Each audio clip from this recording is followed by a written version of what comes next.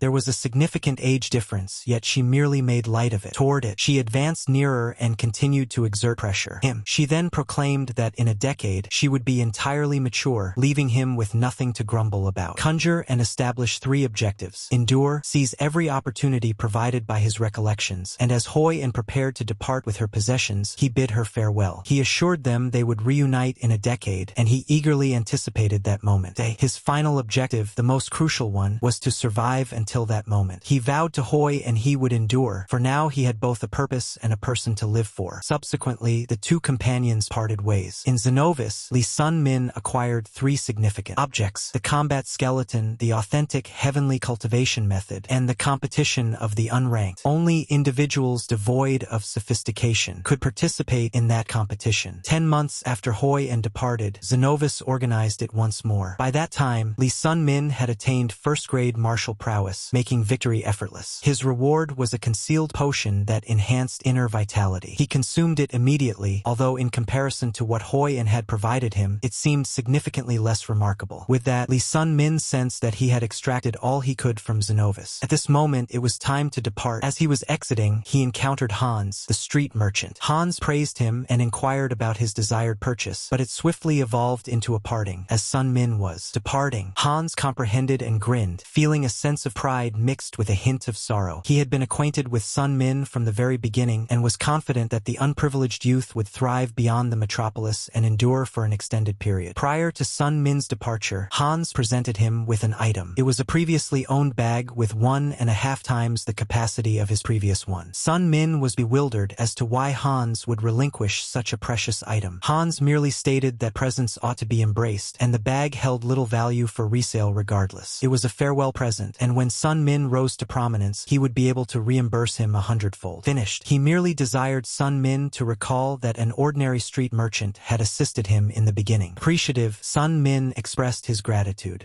Prior to departing, he proceeded, returning to the lodging where he had been residing. There, Lula, the tavern keeper's daughter, halted him. She swiftly recognized that he was departing. The chamber was excessively tidy, making it effortless to. She indicated that tidying the rooms was meant to be her responsibility. Sun Min recognized how appreciative he was for his experience at the lodge. Lula was aware that individuals like Sun Min eventually departed from the metropolis, and she had grown accustomed to. Nevertheless, when he affirmed his decision to leave, she appeared melancholy. She was reluctant to acknowledge that he was departing so abruptly. Before he could leave, she abruptly exclaimed that she wished he would perish in a dreadful manner far away. Departed. Then she marched off in fury. Jack, the innkeeper, witnessed his daughter's eruption and was perplexed by the complexity of women's emotions. He expressed his regrets, stating that she was still in her youth. Sun Min responded with composure, demonstrating the wisdom he possessed within. Then Jack presented him with a weathered cape from his youth. It possessed thermal preservation enchantments and blade sorcery, rendering it remarkably beneficial despite its unremarkable appearance. Sun Min expressed his gratitude, and Jack suggested he have it altered as it was overly large. He remarked that Sun Min was the finest unclassifiable visitor the inn had ever hosted. With moisture in his eyes, Jack urged him to remain secure. Sun Min donned the mantle and departed from the tavern, but he halted when he detected someone sprinting in his direction.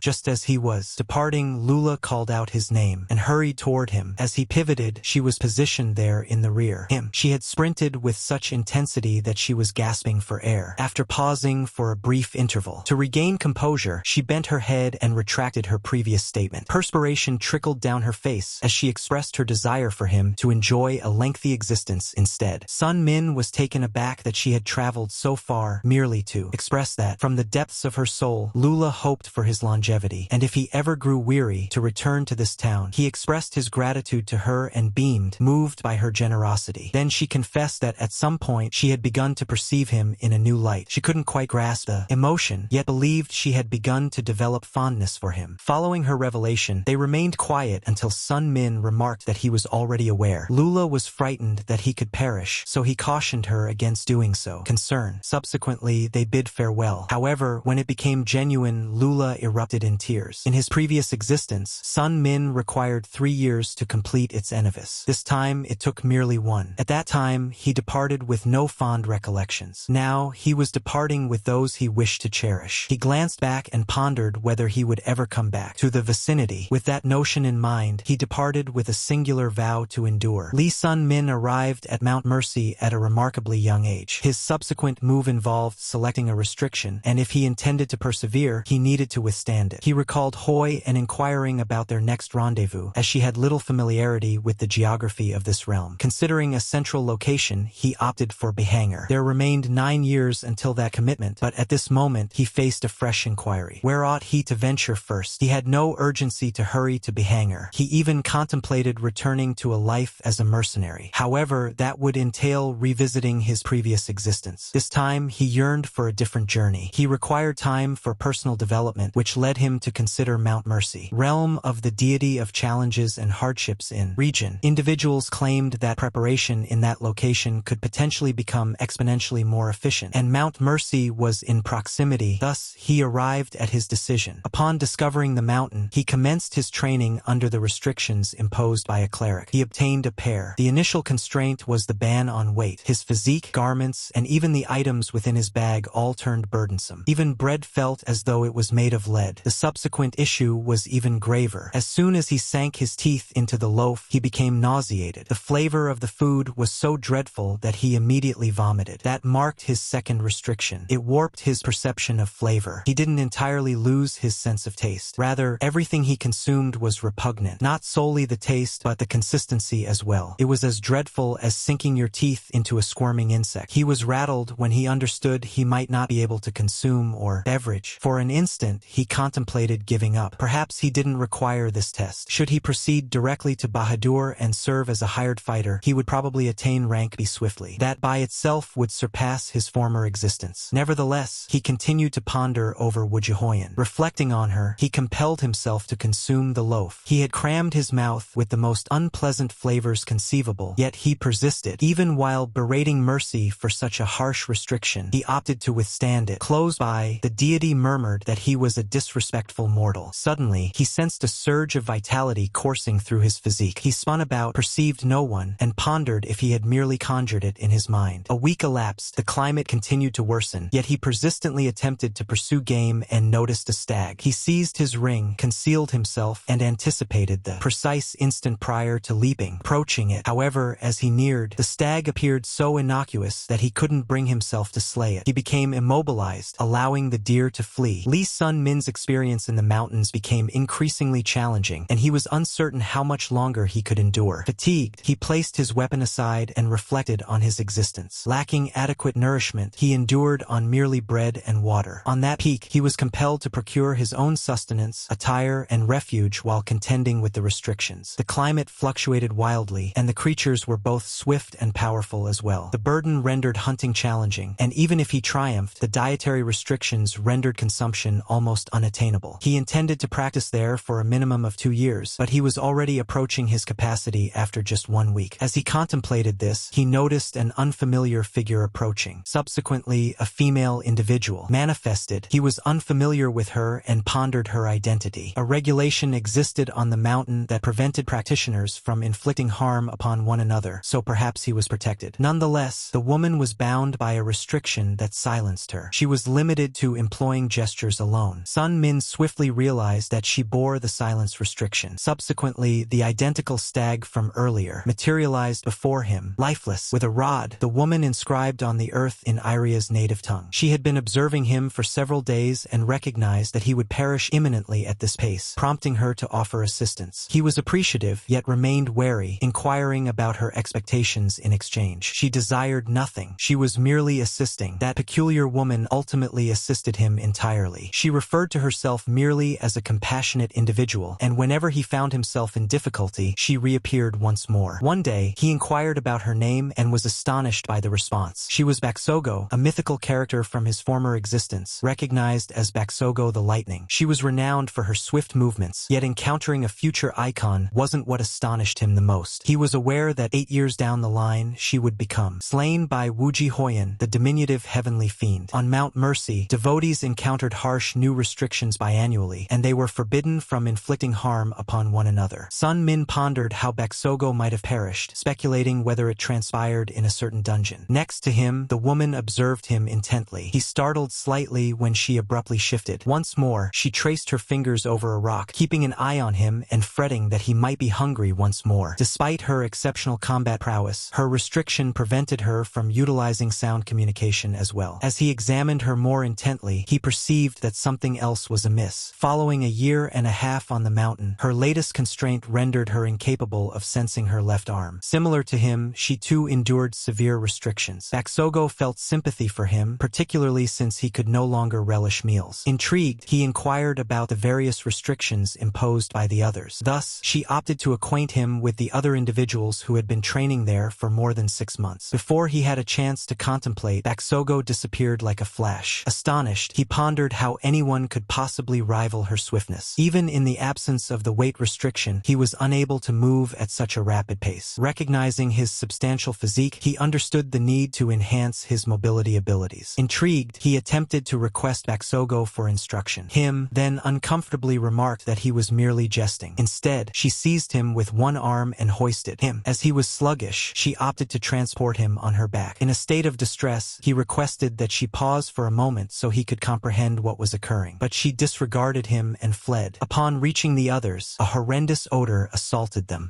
Scarlet, an aspiring grand mage, faced restrictions that prevented her from bathing or altering her attire. Dapigen, the forthcoming spectral blade, had lost vision in both orbs. Baksogo faced limitations with her left eye, left arm, and vocal cords. Lee San-min promptly recognized that he was encircled by individuals he was familiar with by name. In the years to come, they would all emerge as renowned forces in region, but at this moment they remained unfamiliar. Scarlet inquired about his restrictions. Upon learning that he began with 2, she questioned his sincerity and speculated on how long he would endure. Dapigen stated that for an individual aspiring for authority on Mount Mercy, 2 restrictions appeared logical. The elderly gentleman was convinced that the youth was eager to transcend his boundaries, regardless of the sacrifice. Sun Min concurred with each statement, despite his response sending shivers down the spines of the others. Dapigen clarified that various individuals visited the mountain, yet merely 4 had remained over the past 6 weeks. He mentioned that he would be observing to determine the boys' subsequent actions. He additionally highlighted that Baksogo had commenced with 2 restrictions as, once the introductions were completed, they proceeded. Return, yet she had mentioned that 4 individuals had been practicing there for over a year and a half. This implied the presence of a 5th individual, a person referred to as Flam, a name that instilled caution in everyone. Dapigen cautioned that Flam posed a threat and should not be presented to the boy. Sun Min was perplexed by the widespread apprehension surrounding the final practitioner, yet he accepted it. Proceed. As time elapsed and following for arduous months, he had developed significantly greater strength. The restrictions intensified, increasing the burden and rendering sustenance even more challenging to tolerate. Nevertheless, his advancement was remarkable. Following those 4 months, his Purple Sunrise enigmatic craft attained 3 stars. His assaults also grew significantly more precise and potent. Mount Mercy was harsh, yet the outcomes were valuable. During daylight, he honed his skills with the elite circle of the 9 Heavens summoning technique. By night, he refined his abilities in the Violet Dawn arcane arts craft. He embraced the anguish as an integral aspect of his journey. Even when it seemed as though his very bones could fracture, this was the destiny he had selected. His physique evolved as he became more powerful, and his garments began to seem constricting. Then he noticed a fresh visage, someone of his age observing him with curiosity. The youth appeared captivated by the javelin skill he had just witnessed. Observed. Positioning himself close by, the newcomer remarked that he had never encountered anyone his own age on the peak. He presented himself as Flam. The mere mention of his name had been uttered with trepidation. Intrigued, he inquired about the name of the lad possessing such remarkable talent. In another location, Scarlet engaged in her magical practice while contemplating genuine prodigies. Dappy June had clarified that Flam's prowess was so extraordinary that he chuckled while towering over all. Otherwise, that was the reason Sun Min had received a caution against not to encounter him, or he had tumbled to perpetual desolation. Recalling the elderly gentleman's caution, he apprehensively presented himself as Lee Sun. However, Lam grinned, understanding that the lad was already aware of him. Then he pivoted and expressed that he required to practice with his spear knot. Sun Min could scarcely fathom that Flam was a genuine prodigy. As Flam departed, Sun Min resolved not to squander moments on an individual of that nature. Yet the boy persisted, trailing him closely with inquiry after inquiry. When Lee Sun Min declared his intention to practice, he observed that his spear was departed. He pivoted and spotted Flam grasping it, evidently attempting to incite him. The smirk smirk on Flam's visage was unsettling. For a martial practitioner, having an adversary seize your weapon is the utmost affront. However, prior to the onset of anger, an individual was merely perplexed. Flam nonchalantly remarked that he would return it after utilizing it for a moment. Subsequently, he began imitating another person's actions. Employing the ultimate equilibrium of the Nine Heavens invocation technique, he attempted a novel assault. He inexplicably recalled with precision the maneuver Sun Min had employed to fell a tree. With fluid, thunderous blows, Flam emulated the spear technique that Sun Min had developed over several months. Upon witnessing the destruction, he acknowledged it was an exceptional spear technique. Li Sun Min was unsettled. Flam had replicated a method after observing it just once. At that moment, Flam simply grinned, then chuckled, delighted that he surpassed Li. Sun Min was engulfed in embarrassment. Flam struggled to comprehend why individuals ascended this peak to exert themselves so intensely when he could effortlessly surpass them all. Nevertheless, he stated that none of them resembled him. Perplexed, Sun Min paid careful attention. Flam referred to Baksogo, Scarlet, and Dopey June as peculiar and claimed he could replicate any practitioner's methods. Even Flam was unaware of the reason behind his behavior. To invoke, Flam radiated like a star illuminating all others. How could an average individual such as him possibly keep pace with creatures like? Was it? It seemed dissimilar to being alongside Hoyan, who never flaunted her abilities, exhibiting arrogance while feigning normalcy. Flam inquired about the restriction imposed on Sun Min. He then claimed to possess 4 of them and even ridiculed one regarding its modesty, prompting Sun Min to take a step back. Flam attempted to return the spear, yet Sun Min declined. He desired to sever all ties with Flam, consumed by fury, disgrace, and powerlessness. Flam was unable to comprehend the animosity. He even advised Sun Min to depart from the mountain if he felt excessively feeble, for that was the extent of his progress. Upon this peak, inflicting harm upon a fellow practitioner was explicitly prohibited. As Sun Min approached him, Flam merely scoffed him. He claimed that Sun Min struck solely because he understood the principles of Goddess Mercer, preventing anyone from sustaining injuries. Baksogo appeared silently and observed the entire incident. Flam asserted that he had merely borrowed the spear, contending that Sun Min was exaggerating. He also remarked that the spear technique was commendable, yet the hero lacked the skill to truly master it. The more powerful the martial art, the more challenging it was to refine. Therefore, Sun Min still had considerable training in store. Upon this mountain, more stringent restrictions yielded increased blessings from Mercer. Thus, Flam stated that the sole method to accelerate growth was to challenge oneself to the limit. Subsequently, his restraint abruptly prevented him from speaking more. Behind him, Baksogo appeared genuinely amazed by his audacity. However, it was already beyond the point of no return. Sun Min had discerned the actions he needed to undertake next. Brimming with sentiment, he dashed towards the shrine. Baksogo fervently attempted to shout out to him, yet her ban prevented her from conversing. The term aptitude incessantly throbbed in her thoughts, overwhelming her vanity. In the meantime, the young man fervently summoned Goddess Mercer. His sense of inadequacy continued to escalate until annoyance transformed into hopelessness. Upon hearing her name, Mercer emerged to encounter the individual who summoned her. Clutching his spear, he proclaimed his desire for an additional ban. Li Sun Min discovered himself in an unfamiliar realm brimming with celestial essence. The entity he had summoned stood in front. It was Mercer, the divinity of restrictions, and this was her realm. He inquired to confirm that she was indeed Mercer, and indeed she was. The deity had responded to his. Inquisitive, she inquired whether he genuinely wished to impose an additional restriction. He already bore flavor and heft, both exceedingly challenging. Nonetheless, he was prepared to endure yet another. Mercer questioned the rationale behind his preference. His spirit bore the imprint of an individual who had journeyed into the past, a retracer. A deity perceives the inevitability of immortals. Each individual is predestined to perish, and opposing that principle alters the very fabric of destiny. Individuals who surpass their ordained boundaries are regarded as transcendent entities. He was not among them, yet he had still manipulated causality and journeyed back to the past after demise. Every being is connected to consequence and causation. Challenging mortality was unnatural, and his spirit would incur a significant karmic cost. No events would transpire during his lifetime. However, following his demise, he would endure agony for countless hours. That was the genuine price of violating the law. However, the main character appeared completely unconcerned about mortality. Before him, Baksogo seemed profoundly distressed by what he possessed. Accomplished, she had come to understand that he imposed an additional restriction, even though she was already burdened by 2 dreadful ones. As he quaked, he realized he had caused her anxiety. Her expression revealed astonishment bewilderment at his remarks. She then inquired about the type of restriction he had selected. Now he would endure the constraints of warmth and aspirations. Limitations related to perceptions and intangible concepts were significantly more severe. The initial one drained all heat from his being. Illumination and flames held no significance. The subsequent one transformed slumber into ceaseless terrors, compelling his most harrowing recollections to resurface. His guardians, youthful trepidation, unease, every excruciating experience plagued his subconscious. Slumber no longer provided solace, and Baxabo understood exactly how unhinged he had become. His actions were imprudent, and although he might have rapidly gained strength, the consequences would be dire. As she debated with him, the young man responded calmly. With a sorrowful expression, he lamented that he possessed no ability whatsoever. His progress was exceedingly gradual for someone burdened with numerous limitations. That chasm between diligence and skill led Baxabo to contemplate the true nature of his identity. Lee Summon had selected an objective that exceeded the limitations of his abilities, and Flam had demonstrated to him what was required to be accomplished. If he wished to position himself alongside individuals with extraordinary abilities, then he needed to undertake an equally radical endeavor. In that instant, the woman comprehended his rationale. The duo plummeted, quiet, neither uttered a sound. Then she grinned, realizing the enormity of his ambition. Was Baxabo similarly aspired to be the most formidable in the world, thus she comprehended him. The young lad paid attention, perplexed. He recollected requesting her previously to instruct him in techniques of motion. Although she had referred to it as a jest at that time, she now intended to educate her. She presented him with a clandestine guide titled Shadowless Soul. Aerial movement. It was both a form of kinetic expression and an enigmatic discipline, encompassing all her understanding of motion methods. As he turned the pages, he realized how remarkable it was. She wasn't entirely certain why she was relinquishing something so valuable, yet she understood he would never relent. Henceforth, he was to address her as elder sister. With a gentle grin, she confessed that she had feelings for him and was concerned concerning him. Furthermore, she enjoyed viewing herself as an individual who provided assistance. The rest, the main character practiced once more, holding Muji Hoyen's remembrance dear. He alternated between the exalted lance of the nine heavens and essence chaser. By the fifth position, he was already employing lethal electricity. In his imagination, he envisioned the harm his own physique would endure while confronting Hoyen. Despite over a decade of rigorous training, he remained unable to triumph over the diminutive celestial fiend. Ultimately, Hoyen declared that instructing him in martial arts had been a misstep and relinquished the endeavor.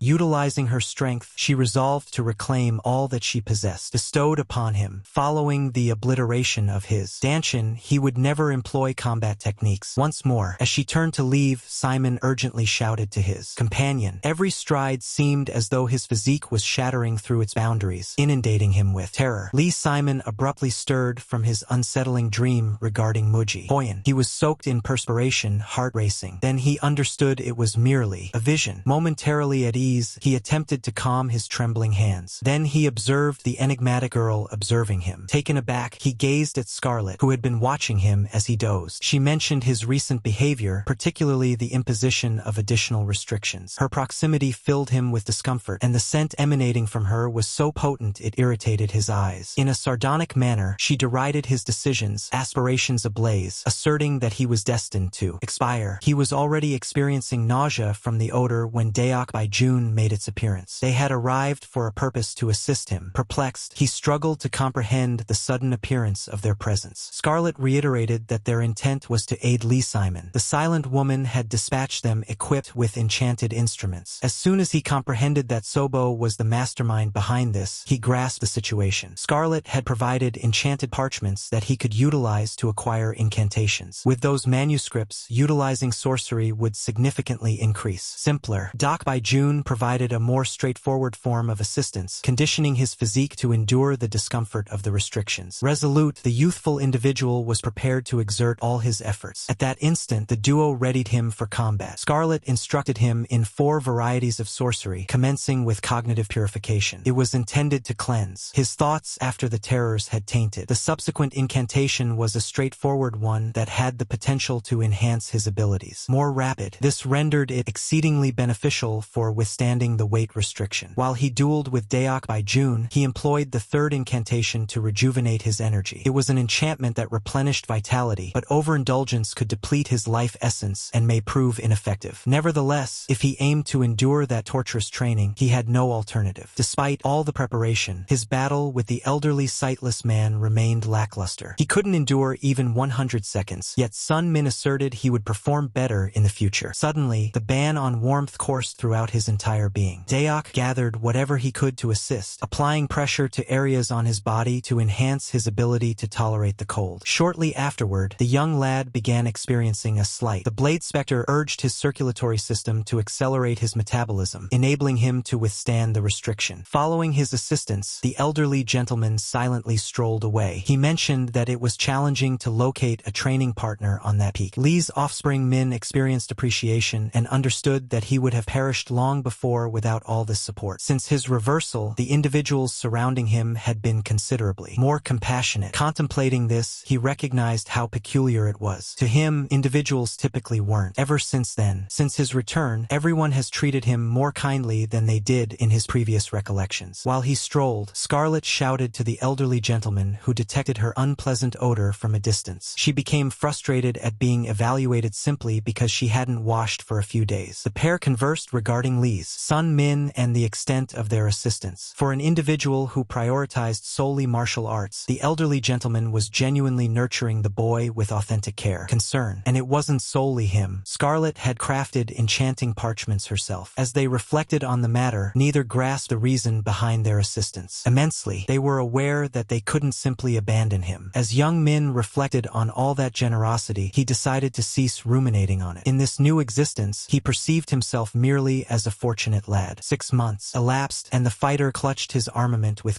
his power. He continued to practice deep within the woods, entirely alone, his visage replete with fatigue. Nevertheless, he declined to give up. Next to him, an individual summoned him, a juvenile form. Even that individual was astonished, stating he never anticipated that Min would endure this extended. The fighter remained in a kneeling position where he remained silent. He refrained from acknowledging that individual since their initial encounter. Perhaps he had embraced the restriction on speech imposed after the 6-month milestone for his own ease, continuing to converse incessantly. The other remarked that he anticipated Sun Min to select solely stricter restrictions. Abruptly, the fighter dropped his armament to the earth. The youth observed him intently. He was entirely different from the way he had been half a year prior. His evasions, stability, and mobility were now precise and unwavering. The skills he acquired from prior Sogo suited him perfectly, and the observer believed that even a larva could develop if it continued to inch along. Chuckling, he remarked that crawling was the only thing Sun Min could manage after accepting 5 restrictions. Sun Min disregarded each utterance and continued. Instruction. Intrigued, the other observed once more with broad-eyed gaze. Finally, he grasped his armament. He insisted on understanding why he was still being overlooked, claiming he could interpret Sun Min's body language regardless. Weary, the youth pondered if this individual had no more worthwhile pursuits. He recognized the other's perilous nature, yet understood he couldn't be harmed due to the prohibition against aggression. Nevertheless, his associate struck him. The fighter collapsed, unaware of the assault. Eventually, the other chuckled, remarking it was pitiable to observe him writhing like a caterpillar. He had discovered a method to inflict pain on him indirectly. Raising his blade, he declared that Sun Min was incapable of accomplishing anything. In that manner, the armament was a crucial blade. He mocked him, asserting that he would never possess authority akin to. Thus, consequently, whereas certain Byrons had to labor for every advancement, others akin to him could attain that status effortlessly. Despite all those obstacles, the main character would continue onward, and that astonished. The alternative. For him, there existed solely perpetual hopelessness for an individual so lacking in skill. Perhaps all that exertion was fruitless, yet some Byron would continue to contend in his own manner. Regardless of how much time it required, he would persist in advancing like a caterpillar. The other might remain haughty. One day, some Byron would thrust his spear into that conceited form. Even while boasting, the lad remained quiet. Then he thrust the spear more forcefully into the arboreal entity. The other observed intently all that Byron was attempting to convey without verbal expression. Positioned there, he appeared formidable. Ultimately, he merely stated that if any Byron truly held that conviction, he would be anticipating that moment. The main character had no intentions of surrendering or faltering midway. A month later, Lee Selman had dedicated an entire year on the peak, and it was time to select a different restriction. He chose the prohibition of listening. It was agony. His ears were inundated with dreadful sounds he could never acclimate to. Now burdened with 6 restrictions, he hovered on the brink of demise daily, yet he persistently wielded his spear. His motions enabled him to evade, remain centered, and execute with precision. He honed the unparalleled spear of the 9 heavens, the arcane techniques of Violet Dawn, and the formless soul. Aerial journey. His confrontations with Dokbi, coupled with his June training alongside Baksogo, also contributed to his enhancement. Only Scarlet remained unaffected. Tremendous assistance. As Lee Selman gained strength, his physique felt more cumbersome, sustenance lost its appeal, and his visions turned more severe. The shivers intensified as well, and incessant sounds inundated his ears. Nonetheless, it occasionally provided relief by muffling Flam's irritating babble when he circled back and troubled him. Gradually, akin to a larva, the main character continued to gain strength. Upon encountering Mercy, he inquired about the reason for her summons, as the upcoming restriction was still several weeks distant. She turned toward him and praised him for successfully completing his examination. Perplexed, he was entirely unaware of what she intended. Just then, Flam unexpectedly materialized in front of him. The main character was severely taken aback. Mercy elucidated that Flam himself represented the examination. Suddenly, everything began to align. Baksogo, Scarlet, and Dokbi June had all gained recognition as formidable and esteemed individuals in area, yet he had never encountered Flam, and with such immense strength, he couldn't possibly be an insignificant individual. What was peculiar was that Flam was not a real entity. Flam elucidated that he harnessed his immense strength to drive practitioners into hopelessness. Even the most talented would observe him and descend into utter despair. They would become frantic, lose their sanity, and flee from Flam. However, the main character was distinct. Even in the absence of skill, he immersed himself in an even more formidable challenge and set Flam as his objective. It was audacious, yet Flam had still not succeeded in overcoming it. Therefore, that impulsiveness benefited him. Mercy instructed the fighter to keep Flam's true identity confidential from the other practitioners, or he would confront the Divine's fury. Regardless, the young man would persist in his training on the peak. His recompense for successfully completing the challenge would arrive when he departed. Merchie even proffered him a might surpassing what a century of training could provide. If Lee Subman were to surrender his essence, he declined. He preferred to persistently advance and gradually acquire his power. That caused Lee Subman to contemplate briefly about what he might. He genuinely despised the term endeavor. Regardless of the intensity of his toil, he was unable to match the pace of those brilliant minds. However, being talented did not imply that they were exempt from exertion. Ultimately, he loathed individuals who dismissed every significant distinction by asserting that it all boiled down to endeavor. Simultaneously, he had held onto that term since his previous existence, where pessimism turned into his refuge. Now, in this existence, he had encountered numerous genuine opportunities to conceal himself behind justifications regarding varying beginnings. That refuge was vanished, so the sole option remaining was to advance. Only at this moment was he genuinely beginning to invest effort into something. Nonetheless, Lee stated he could persevere until the conclusion because he enjoyed. Mercy's expression illuminated when she beheld his determination. She then averted her gaze and inquired whether she could converse with herself for a moment. She remarked that there were no happenstances in Arya. Everything occurred for a purpose. Arya summoned voyagers from alternate realms and dimensions, bestowing upon them powers as rewards. Yet no one still understood the reason. The main character recognized that Mercy wasn't genuinely conversing with herself. She was addressing him. That indicated she was conveying a message she couldn't express openly. The young woman fell silent for a brief period. If the central character had come back, then some event was approaching that necessitated his reappearance. Thus, he needed to be prepared, deserving of the purpose that brought him back. She concluded that reflection with a grin, yet concern lingered in her gaze. Lifting one hand, she proclaimed that this was her domain and instructed an individual to depart unless they desired to face annihilation. A piece began to shatter, separated, and fissures expanded into gaps. Confused and perplexed, the main character remained motionless until Mercy instructed him to return straight. At this moment, he needed to complete his training. There was no time to squander. Prior to being able to response, she dismissed him. She was uncertain whether Lee Summon could prevent what was unfolding. Arriving, he required insight into the ultimate fate. Several days later, the sixth selected restriction was odor. The foul aroma emanating from the crown of Scarlet's head continued to assault the warrior's nostrils. Perhaps selecting scents was not the wisest choice. A woman with an unusual presence materialized beside him. The stricter the restriction, the greater his strength became. Therefore, despite feelings of nausea and retching, he persevered. Baxbav now bore the constraints of taste and sound, alongside the torment of her disordered perceptions. In comparison to her prior agony, this felt even more unbearable. The sensory limitation was more severe than she had anticipated. The boy paid attention when she mentioned she had something to share with him. She resolutely stated that she would be departing from the mountain very soon. The two exchanged silent, inquisitive glances. In all honesty, Baxbav ought not to have endured this level of hardship. She was already esteemed among the prodigies. Following 2 years on the peak she had likely attained her objective, the main character inquired whether she was genuinely departing, to which she affirmed. Regarding him, he would remain for an extended period. Sorrow reflected in her gaze as she realized they would participate. Nevertheless, she expressed confidence that they would reunite. Baxbav silently gazed at the main character. She had coexisted with the peak for so. Eventually, the young lad from earlier had transformed into a robust individual. However, if she departed, he could potentially perish by enduring even stricter restrictions and overexerting himself. Distant. Thus, the woman contemplated prolonging her stay to complete his instruction. Flight of the formless spirit. Lee Sun-min informed him that he would manage without her. Grateful to Baksogo, he had persevered through suffering for an extended period and was now capable of bearing his own load. He expressed his gratitude to Numi, stating he wouldn't have survived without her. Upon hearing this, her face brightened with a gentle, joyful smile. She moved closer and embraced him. Taken by surprise, he experienced slightly uncomfortable. Then he let down his defenses. His countenance transformed, milder, and he embraced her sincerity. Embrace. Following extraction. Recede slightly, Baksogo informed him that he was the most resilient individual she had ever encountered.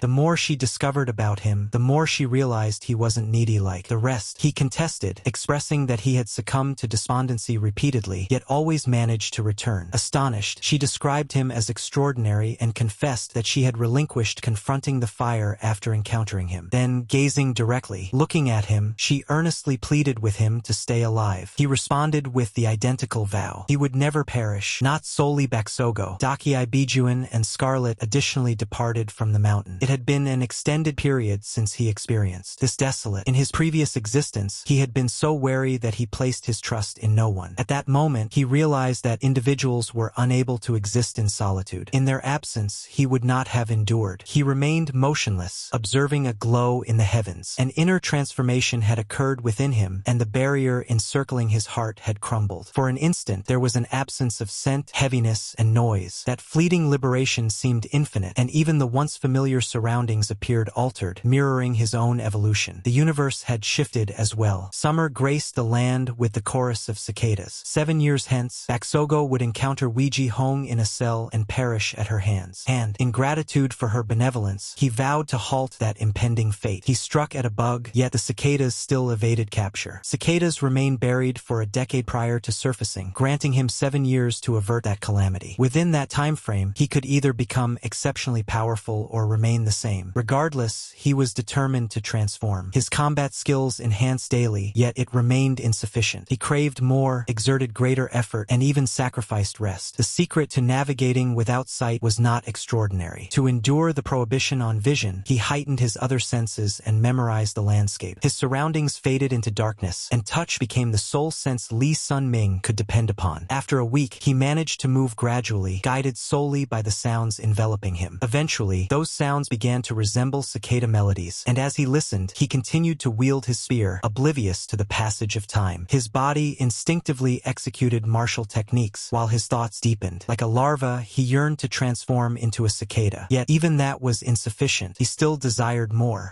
Perplexed, he was uncertain about what he desired to become or the reason for his decline. The seasons shifted, and he could sense it in the breeze against his skin. Nevertheless, his days remained unchanged. He continued to twirl his spear. As time progressed, he acclimated to the gloomy realm. Then Mercy emerged in her residence. Lee Sun-ming desired the examination to conclusion. Several days later, he observed a distinct change in his physique. After he could perceive once more that the dreadful odors and sounds had vanished. His physique felt buoyant, and the shivers had dissipated. Mercy continued observing her. She pondered how to acknowledge him. Lee Sun-ming had devoted 3 years to the mountain, enduring each restriction remarkably well. The majority of individuals who became overly enthusiastic either passed away or surrendered. Thus she was pleased that an individual like him had emerged and believed he warranted a distinctive acknowledgement. Serenely, Mercy inquired what he desired. Enthusiastic, he initially proclaimed his desire to battle akin to Luzbury. However, that wasn't. Truly convinced. Upon reflection, he endeavored to clarify his genuine desires. The clock was ticking, compelling him to enhance his strength. With genuine enthusiasm, he expressed his yearning for significant significantly greater power, even if he wasn't entirely certain. Completely certain about what that implied, and inquired if Mercy could provide him with what he required. The young lady responded meticulously that what he required most was additional time. He was astonished when he understood she could genuinely bestow. She inscribed a symbol on his form and instructed him to reveal it to Denadar in Draymore. Denadar was the deity of temporal flow, and he would put him to the test. As a courteous caution, she urged him to remain vigilant. Denadar's challenges were significantly more severe than her own. Ultimately, all would rest upon his shoulders, for a perilous destiny loomed in the distance. Beaming, he expressed his contentment with the current state of affairs. With that resolution made, they could proceed to the prize for enduring 3 years on the peak. He joyfully referred to Mercy as an exceedingly benevolent deity. For his recompense, she unveiled a gentleman in formal attire, and he was Neville, an intermediary from Erebriza, and he was delighted to encounter the main character. Neville inquired with Mercy whether this was her suggested newcomer. However, he remained uncertain about the boy's eligibility to become a member of the guild. Mercy instructed Neville to examine once more. As soon as he did, he promptly expressed remorse, recognizing that the youth was exceptionally capable. He had merely assessed him based on his martial arts proficiency. At that age, such a skill set would command admiration anywhere. Subsequently, they began discussing the Grand Association, or Erebriza. It managed transactions, inquiries, bids, and data. It was capable of procuring nearly anything for clients. Intrigued, he inquired whether they offered potions in combat instruction guides, to which Neville responded affirmatively. The association also possessed the magnificent healing concoction of Sherlin and the cherry blossom blade of Manhwa. Method. Uncommon artifacts such as that were precisely Erebriza's forte. Mercy wasn't part of the group, but she occasionally purchased items from them. A brokerage consortium catering to a deity as a patron was rather unusual. Neville extended his hand and assuredly invited him to participate. With nothing to forfeit, he acquiesced. Neville presented him with a document and instructed him to endorse it at the bottom. Just like that, he formally became a part of Erebriza. Neville snapped his fingers and bestowed upon him a membership. Present. The main character's entire appearance transformed, departing him considerably more polished with fresh attire and a tidier hairstyle. Neville bid farewell and advised him to reach out if he ever required assistance. Mercy inquired if he appreciated the present, to which Lee's son Min replied he was content. Becoming a member of Erebriza was a significant advantage, thus he had ample cause to feel delighted. He mentioned that his initial destination would be Behanger, but the goddess cautioned him to keep in mind his true objective. She advised him to remember her words while feigning conversation. To herself, while he strolled, he recalled her remarks that there was a purpose behind his setback. He was so engrossed in contemplation that he failed to perceive the ferocious creatures approaching close. Despite the beasts looming before him, he exhibited no hopelessness. His thoughts were concentrated on what was not mere happenstance. While battling, he continuously pondered who had orchestrated all these occurrences. He surged forward with his weapon, setting those thoughts aside. For the time being, following 3 years of rigorous training on the mountain, he had attained the pinnacle of martial arts. At merely 18, that was astonishing. While some may label him a prodigy, he understood that he had arrived at this point through both fortune and relentless adversity. His aspiration was straightforward: to continue becoming more formidable through the opportunities destiny presented, bestowed upon him. Following his triumph over adversaries, he proceeded towards Behanger with determination. Determined, he opted to become a hired gun with a grin. The enchanted armor Devnark was concealed within the Black Mage's lair located close to Behanger. In the former future, a maritime tier mercenary stumbled upon it serendipitously. That armor was extraordinary. It had the potential to elevate a maritime tier mercenary from the 2nd or 3rd rank to the apex of martial mastery. Furthermore, if a master martial artist donned it, they could potentially attain the ultimate pinnacle. Although he had the opportunity to remain on the mountain for an extended period, he could not let that opportunity slip away. The Black Mage's lair would be conquered within 18 months, so prior to that, he had to carve out a reputation for himself in Behanger as a hired sword. At the mercenary guild in Behanger, the young man presented his appeal. The bartender was oblivious to the reason behind the boy's discourse. If he aspired to be a mercenary, he was meant to ascend the stairs and converse with the receptionist. A patron dining nearby chuckled at the lad for aspiring to be a hired soldier. Before he grasped what transpired, the utensil had vanished from his grasp, and in an instant, the young lad found himself clutching it as the patron rummaged through. Upon witnessing that, the bartender recognized him as an exceptional martial artist. Expressing regret for his previous demeanor, he provided him with a chair as intrigued individuals congregated nearby themselves. Subsequently, the pair settled. Dejected, Selected. The mixologist presented himself as Mage Baron, the leader of the Behanger division of the Freelance Warriors Guild. The main character was unimpressed when the Baron mentioned he tended bar on the first floor for amusement. In his former existence, Behanger had been employed as a mercenary for the initial time. Reviewing the documents, the Baron remarked that a top-tier martial artist would typically attain the status of mercenary title. However, he was also aware that this was a youthful, inexperienced lad who had solely honed his skills in the mountains. They still required a combatant, so the youth would need to demonstrate his capabilities. Baron selected an appropriate assignment for the evaluation and mentioned that another tier of mercenary would accompany him.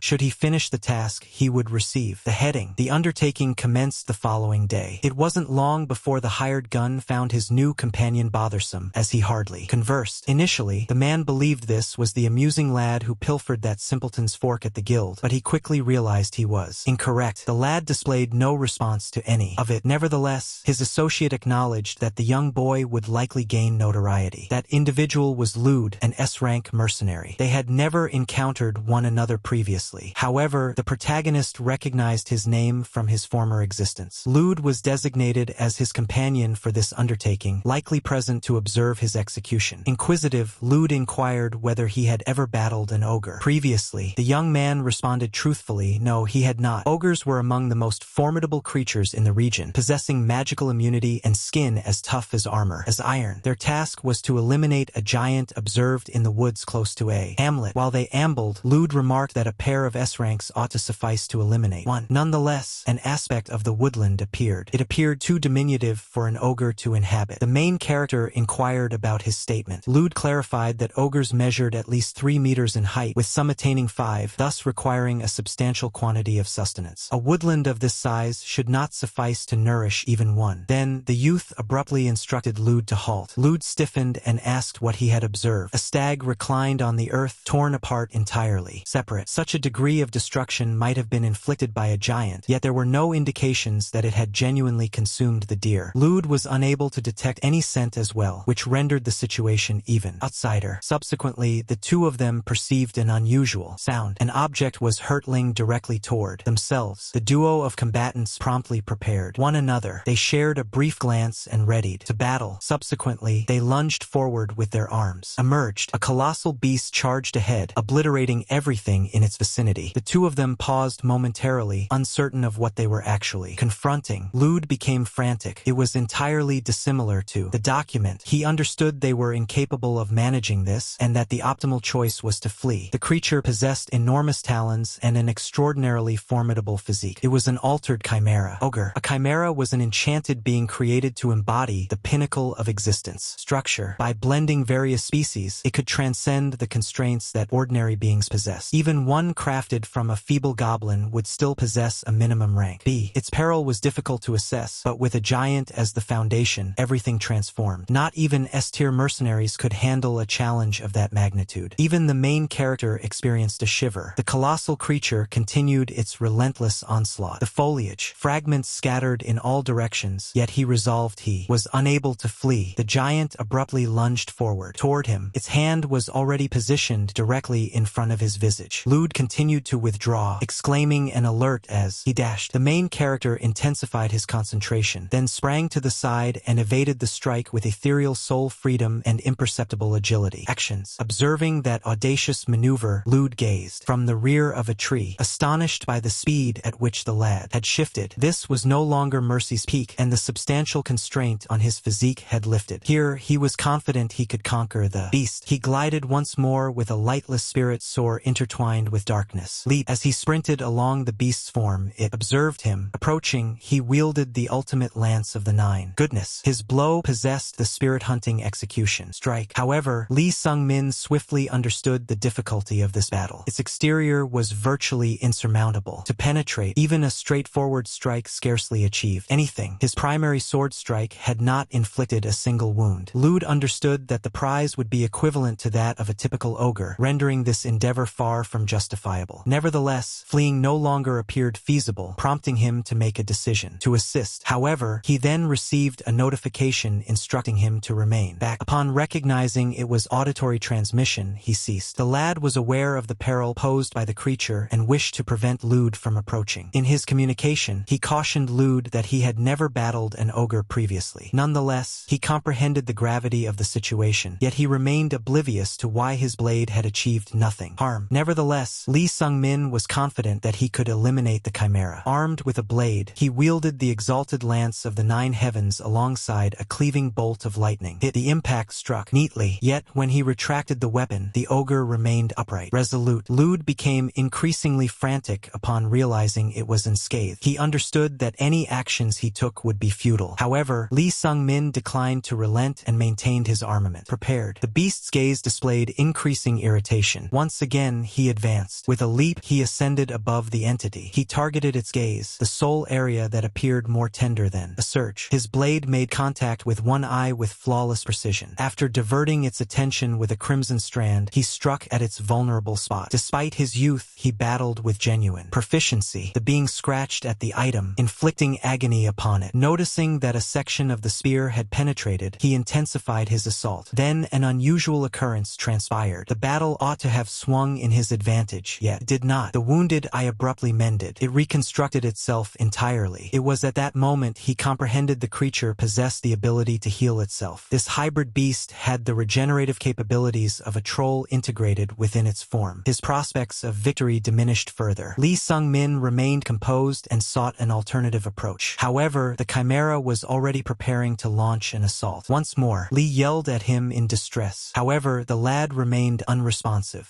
Reflecting on his past endeavors, he recalled there were still tasks awaiting his attention. He could not perish in this place. The 3 fundamentals of spear combat were principles he had practiced daily until they became integral to his being. As the beast approached, he recalled Jihoin and the harsh regimen they endured. He directed his lance towards the creatures, grasped and understood that this was the time to utilize all his resources.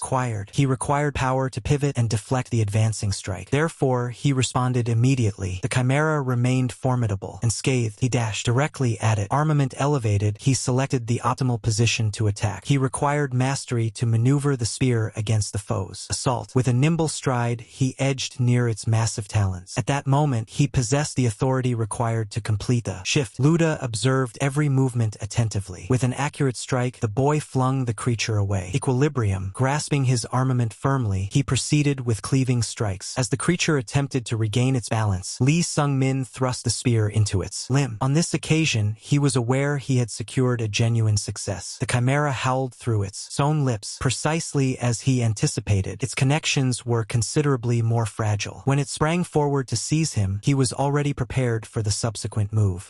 Perplexed, the being attempted a more cautious assault. It swung a hand downward to obliterate him, but he evaded. Once more, he now pondered the duration it would require for an injured joint to recover.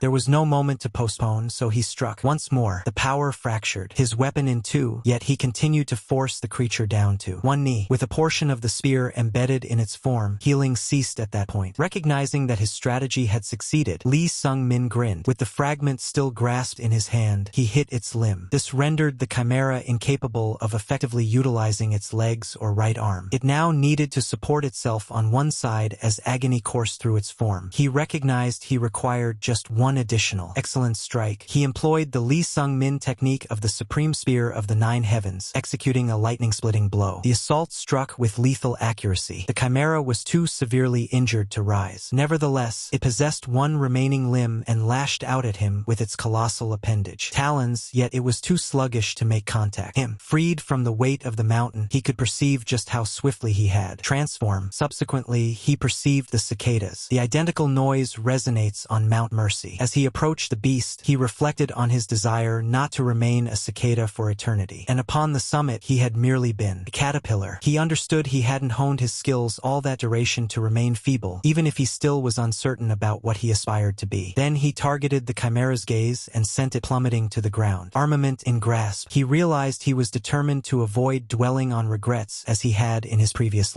existence. He would continue progressing towards whatever fate awaited. For him, Lude was utterly astonished by what he was witnessing. With a bellow, the youth plunged his armament deep into the creature. Observing in astonishment, Lude could merely speculate what sort of individual this young man truly was. The lad appeared fatigued. He peered at his ragged, roughened hands. Even he was unable to clarify what he truly was. However, one matter was evident to him. He was not a larva. Lude was perplexed by its significance, yet it rendered rendered the boy all the more intriguing. In the vicinity, a cicada was resting on the earth. The youthful fighter grinned gently upon realizing its melody had concluded. Upon returning to the guild, the tavern keeper was utterly perplexed. As he surveyed the colossal chimera, Lude detailed all that had transpired. Eliminating a chimera ogre constituted an SS rank achievement, yet there existed no regulation for assigning that designation. Immediately, nonetheless, the fighter felt content. With an SS classification, the prize for conquering the chimera ogre amounted to 27 million Urson and an S classification. Emblem. The creature's remains were submitted to the Mercenary Association for analysis, securing an additional 20 million URS. Lude presented the entire sum to him, stating that the bounty was rightfully his due to his triumph over it. This brought his total to 47 million URS. Lude, as he strolled through the avenues, he sensed that he had genuinely achieved. For him, it represented an astonishing sum of finances. In his former existence, he had endangered his life on assignments and never received more than 1 million URS. Thus, he was completely unaware of how to handle all of that currency in his grasp until an idea abruptly approached him. Observing his shattered armament, he conceived an excellent notion. Upon returning to the inn, the conversation persisted. The tavern keeper was eager to hear the tale directly from him. He tapped his temple with the personnel, then he observed all that transpired in the woodland while they were departed. He appeared both astonished and Lude remarked that the young individual merited an SS rank. As he was unable to determine that on his own, he intended to suggest it. The lad who attained that stature without formal training would undoubtedly attract Xian's interest. In the meantime, the main character lingered in a shadowy spot. He shouted for Neville. The individual emerged at one point, stating it was a summons. He inquired why he had been summoned. The champion had never been particularly interested in armaments. He typically employed whatever was sufficiently pointed to pierce or strike. However, throughout the confrontation with the ogre, he realized how much simpler it would have been with a superior armament. He was determined not to encounter such regret once more. Thus, he required a suitable armament. Neville inquired about the type he desired and the quantity he was able to manage. Compensation. Lee Sun Min proposed 47 million planets and expressed his desire for one to be created, even if it required moment, yet that still was not sufficient. The forge's artisans were exceptional, thus their rates were enormous. Neville even proposed employing his essence as security, though the interest would be harsh. Lee Sun Min promptly declined and requested an alternative. After contemplating, Neville mentioned he was aware of an individual who could assist him in acquiring an armament. When the combatant consented, Neville gestured upwards. Obsidian radiance erupted from his digit. An object materialized before Lee Sun. As Neville delivered the blow, he mentioned that he would allow the pair to converse in that spot. Uncertain about the recent events, Lee Sun Min observed Neville's ability to rend apart. Boy, from the opposing side, a voice remarked that he was merely a child. Uncertain of how frequently they would encounter each other, Seldaris introduced himself. He then instructed the boy to cease daydreaming and step into the chasm. Upon examining more closely, Lee Sun Min understood he was a shadowy. Upon entering the establishment, he introduced himself and expressed his desire to request a spear. He presented his existing weapon and conveyed that he was seeking an alternative. The elf scrutinized it and observed that it was a spear designed for a harmonious technique. Subsequently, he requested Lee Sun Min to demonstrate the methods he employed. He felt bewildered. For practitioners of martial arts, demonstrating techniques to others was typically prohibition. Yet the elf insisted it was essential. Without observing his approach, he couldn't create the appropriate lance. The configuration could vary significantly based on how he struggled. Growing weary, the elf reminded himself he was disputing with a young boy. He was 400 years old and had a passion for metalworking. Thus, he had toiled as a blacksmith for more than 350 years, despite lacking inherent skill. The main character appeared hesitant. Nevertheless, the elf asserted that his proficiency was comparable to any other diminutive beings. Those expressions evoked a recollection. In the fighter, he sensed they bore some resemblance. After impulsively expressing all that, the elf pondered why he was divulging so much to a youth he had recently encountered. Thus, he instructed Lee Sun Min to seek out the dwarves, rather if he desired an armament. However, Lee Sun Min was adamant about demonstrating his combat technique. The elf regarded it as peculiar that the lad had yet to depart. Lee Sun Min expressed his conviction upon learning of the 350 years of expertise. The elf was uncertain about what to do. Chuckling, he remarked that the lad was excessively confident. Nevertheless, Lee Sun Min remained unperturbed. Diverting his gaze, the elf conceded that the lad was aware how to converse. Then abruptly enthusiastic, his demeanor shifted. The lad simply lingered. Silently, although typically strategic, the the elf chose to create something superior to what the boy could purchase, merely because he was fond of. Grinning, he considered that this child could turn into a frequent visitor. Client. The armament would require several months, leaving Lee Sun-min with no choice but to bide his time. Returning to his bed, he settled down to contemplate. The Chimera Ogre had marked his inaugural substantial battle after ascending to the martial peak as an eminent master, and now he needed to reflect on what he acquired. Why Jihoyan had referred to his consciousness as a gift. Following all those years spent in the mountains, it had developed into what could be described as a sixth intuition. In the midst of the conflict, that intuition propelled his body into action before he could even contemplate. That was his sixth intuition. It was potent, yet he understood he couldn't rely solely on it. The peaks had refined his skills and intuition, but the remainder still trailed behind. Left behind. Should he neglect to hone his other senses as well, the situation might turn perilous. He harbored a troubling premonition that an insurmountable challenge was approaching. At the Hired Soldiers Association, the atmosphere was tranquil. While he organized the bottles, the bartender inquired if Lee Sun-min was once again preparing another task. Rather, Lee Sun-min inquired about the fate of the Chimera Ogre's remains. If it was indeed a chimera, someone needed to have accomplished it. The bartender indicated that this was under independent scrutiny with the Sorcery Consortium. No Chimera Ogre had manifested in his existence. Thus, either no individual accepted the assignment or the mercenary organization had failed. Given the chronology, it was probably 6 months subsequent to the chimeras created. Perhaps in his former existence, he had established his identity. Yet now that he had extinguished it, the future could transform. At the Behanger Sorcerers Association, an individual welcomed the young man with heartfelt enthusiasm. A sorcerer navigated through numerous enchantments as Lee Sun-min observed. He presented himself as the shadow sorcerer Kim Jong-yun. He was examining the chimera. Lee Sun-min presented himself as the individual who ended it. Upon discovering the boy's Korean heritage, Kim Jong-yun inquired whether his realm had traversed a gateway. Emergency. He succinctly elucidated that gateways link to alternate realms and allow creatures to enter. Subsequently, he shifted the topic, delighted to encounter another individual from Korea hailing from a different globe. Upon resuming the primary subject, his expression transformed. That was not the sole motive. He was delighted, yet he retained the remainder for himself. Lee Sun-min earnestly requested to examine the chimera's remains. He required additional information to acquire the Devanark armor. Thus, the sorcerer divulged a portion of what he had discovered. The being wasn't entirely lifeless, which rendered a complete examination unfeasible. Nevertheless, the shadowy sorcerer who crafted it was likely at least a wizard. Position. Its jaws had been stitched closed, and it appeared to have been crafted with a brutal predator amalgamated in order to challenge the chimera's force. Upon hearing this, Lee Sun-min reminisced about the severed body and comprehended the reasoning behind it. As he fell silent, the sorcerer observed that the lad was quite indifferent towards artificial creatures. He remained entirely. Nevertheless, Lee Sun-min recalled what the sorcerer had mentioned previously, expressing that he was pleased for an additional cause. Kim Jong-yun asserted with assurance that the central character's causality was an utter chaos. A malevolent sorcerer possessed the ability to access and comprehend another's essence. He moved nearer, imparting counsel, suggesting that if he were in Lee Sun-min's situation, he would have succumbed to hopelessness or lost his sanity. He then inquired whether the boy grasped the implications of that statement. Lee Sun-min replied plainly, asserting that after death, he would endure eternal torment. The sorcerer then questioned why his causality was so contorted, yet Lee Sun-min had doubts about him and opted not to reply. In order to earn his confidence, Kim Jong-yun proposed to take a solemn vow of secrecy. As the sorcerer readied the ritual, Lee Sun-min became increasingly apprehensive. Nevertheless, considering the extent to which the man was prepared to go, perhaps this was his opportunity. Ultimately, he acknowledged that he was a time traveler who had journeyed back to the past after perishing. By violating fundamental principles and accumulating excessive karma, his causation had become severely distorted. Upon hearing that, the sorcerer resolved to disclose one more piece of information. Lee Sun-min awaited with bated breath. Kim Jong-yun commenced by remarking on his peculiar nature, not merely due to the distortion of his causation, but also because he himself was excessive. Before he could conclude, his utterances reverberated through the chamber, and Lee Sun-min felt a piercing agony in his ears. The sorcerer comprehended that he couldn't articulate it. It was unfeasible to reveal the reality to the boy. Lee Sun-min was profoundly bewildered. If Kim Jong-yun continued to speak, he would perish. Blood stained the sorcerer's visage from the exertion of forcing those words out. He realized then that the boy's existence was no longer his to govern. Disturbed by all of this, Lee Sun-min was at a loss for how to react. The sorcerer expressed regret for his inability ability to elucidate and requested that he return at another time. Still shrouded in confusion, Lee Sun-min departed, grappling with his misunderstanding. Then he recalled the incident with Mercy, how she endeavored to obliterate anyone who intruded upon her domain. He began to depart, but an individual shouted, called to him. Upon glancing back, he observed a female. As she approached, she stated that she identified him from the mountains of compassion. At that moment, he still failed to acknowledge. Irritated, she presented herself as Scarlet Reptile. This prompted him to contemplate more deeply as she appeared vastly distinct. At that moment, following a brief conversation, Lee Sun-min instructed her to cease her persistent urging. Infuriated, she struck him with all her power. It was only after enduring the blow that he ultimately acknowledged. Crimson. She subsequently inquired about his activities at the Sorcerer Association. He mentioned he merely possessed a few commerce there, yet when he referred to Kim Jong-un, she became highly attentive. She cautioned that sinister sorcerers were already unsettling, but that individual was particularly bizarre. Only a lunatic would entangle themselves with him. Ultimately, she advised him to exercise caution where he traveled, expressing that it was pleasant to encounter a recognizable visage after such a long time. Extended. As she departed, she instructed him to come by her laboratory on the 3rd level if he became disinterested. She additionally mentioned to inform her if anyone caused her companion any difficulties. After bidding farewell, he found himself solitary once more. He reflected on Mercy's remarks and the phrase that Kim Jong-un was unable to articulate. Conclude. It seemed as though those individuals were regarding him with a warmth that was too peculiar to remain composed. He was convinced something was amiss, yet he still was unable to perceive what. An excess of complications had become tangled, yet he opted to concentrate on what remained. Before him stood a two-headed troll classified as an S-rank objective valued at 60 million URs. Lude appeared before him and welcomed him. He mentioned that they would dismantle the trolls together once more, and he wished to demonstrate how beneficial he was. The youthful individual expressed his anticipation for it. In this renewed existence, he had come to understand that no one could truly thrive. Solitary. Lude was a dear companion, and merely being in his presence alleviated his spirit. They dedicated 3 months to journeying together and gathering mission accolades. In the previous assignment, they divided 50 million URs. To commemorate, they went to partake in beverages at a tavern, yet the mixologist informed them that someone wished to meet Sung Min. It was Shi-en, leader of the hired soldiers. Compulsion. Sung Min and Lude shared a glance. At that point, everyone recognized that illustrious name. Shi-en spearheaded Flare, an assembly of more than 100 hired soldiers, and was one of Bahonier's trio of S-rank mercenaries. He was a virtuoso at the martial peak, having mastered the 100 enigmatic strides of the Shulin fists. Sung Min had held him in high regard in his earlier days' existence, and there was a significant cause for that. Upon their encounter, the gentleman identified himself as Shi-en, commander of Flare. Shi-en was devoid of social status. Now that the youth had ascended to the martial peak himself, he comprehended it. Evidently, Shi-en was poised to rapidly ascend as the foremost authority of the martial pinnacle. He asserted that they were both devoid of class and understood the harshness of the world towards individuals similar to them. Nevertheless, the young man in front of him had attained the rank of martial peak master at merely 18. Subsequently, Shi-en got straight to the matter and proposed that he join Flare. He extended an offer for the position of vice captain, subordinate only to him. Noticing the boy's bewilderment, he realized the proposal was abrupt, prompting him to deliver an object and advised him to contemplate it. The boy's gaze enlarged upon his discovery. Within the container lay a minor rejuvenation tablet, a Shulin temple concoction that enhances inner vitality. Should he agree, the tablet would belong to him. Subsequently, Shi-en presented him with an agreement and requested for his autograph. It appeared uncomplicated and possessed no enchantment. Comply with it. He simply needed to follow Shi-en's directives, and should he violate the agreement, he would compensate for it. Shi-en also assured a more substantial rejuvenation remedy if he disclosed the martial arts he had discovered. Perplexed, the main character inquired who would ever acquiesce to conditions. In that manner, with a stern expression, the man declared that anyone aspiring to be a mercenary in Bahanier must comply with them. Intrigued, Luda inquired about the response his companion provided. The main character declined the proposal. It was bondage. Luda observed the dire situation and advised him to depart from Bahanier. Based on what transpired subsequently, his existence could be at risk due to Shi-en's dubious